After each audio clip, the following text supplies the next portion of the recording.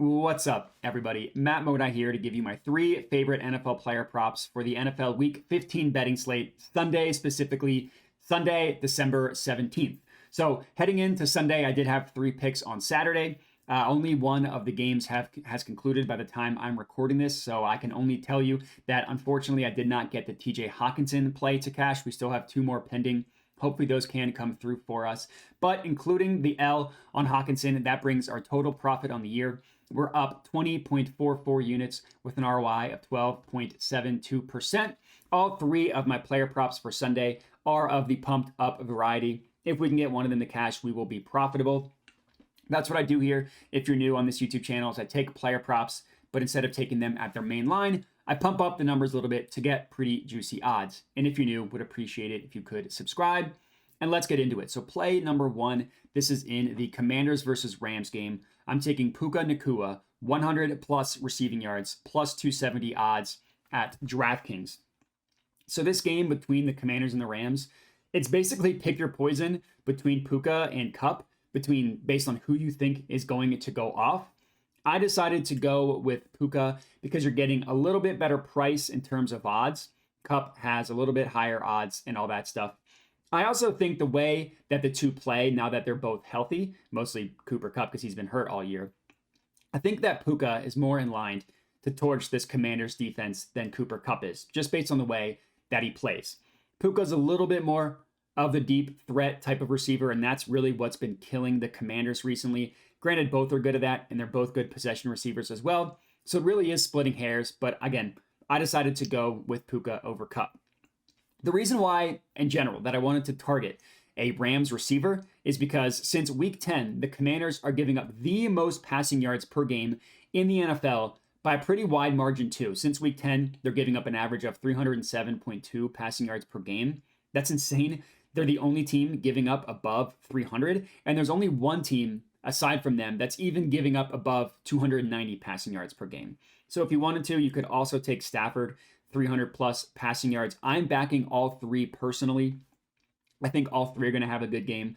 The odds on Stafford 300 plus weren't as favorable, which is why I decided to go with Puka over the other 2. But all 3 players and their pumped up props are great plays in my opinion. And Puka, to talk about him for a little bit, he's obviously, everybody knows this, especially if you play fantasy. Puka's been awesome this year. On the year, he's gone over 100 or more receiving yards in 5 games. Now, 2 of those games have been with Kupp in the lineup, so it isn't as though he hasn't been able to do anything since Kupp returned. In the 9 games that Kupp and Puka have played together, Puka's averaging over 8 targets per game. He's still getting a ton of work. Honestly, both him and Cooper Kupp should blow up, but officially I am riding with Puka. Hopefully, he can come through for us as our first play. Next up, we're actually sticking in the same game here. Commanders Rams, we're taking Sam Howell, 300 plus passing yards, plus 210 odds at DraftKings. So the same game, just going to the other side of the ball, backing Howell to throw for a ton of yards. Now, don't take this as me saying I think Howell's going to have a good game. I'm not necessarily saying that. I just think that the Commanders are going to throw the ball a million times, and that Sam Howell is going to rack up a ton of passing yards in the process. Now, you never have any idea who those passing yards are going to when it comes to the Commanders offense. Scary Terry got goosed last game. Jahan Dotson's having a disappointing season. All that we really do know is that the Commanders pass the ball a ton. On the year, Howell has thrown for 300 or more passing yards 5 times. And then at one time that he missed, he had exactly 299. And another time he had 290. So that's 7 of 13 games in which he has either thrown for 300 or more yards or has gotten right there. He's had some blow-up games too. There is blow-up potential in terms of yards for Howell. 388 against the Bears, 397 against the Eagles. His last game was gross, admittedly. He only threw the ball 23 times. That's by far a season low. Prior to the Commanders' last game against the Dolphins, Howell had thrown for 40 or more attempts in 6 straight games and in 8 of his last 9. So clearly the outlier, whatever happened last game, was weird. Now, the Rams' defense isn't horrible, but overall, they've allowed 8 of their last 9 quarterbacks against them to go over their passing yardage over-under, and 3 times they've allowed a quarterback to get to 300 or more. This is a game in which I expect the Rams to be leading majority of the game, which means probably another 40 or more passing attempts for Howell.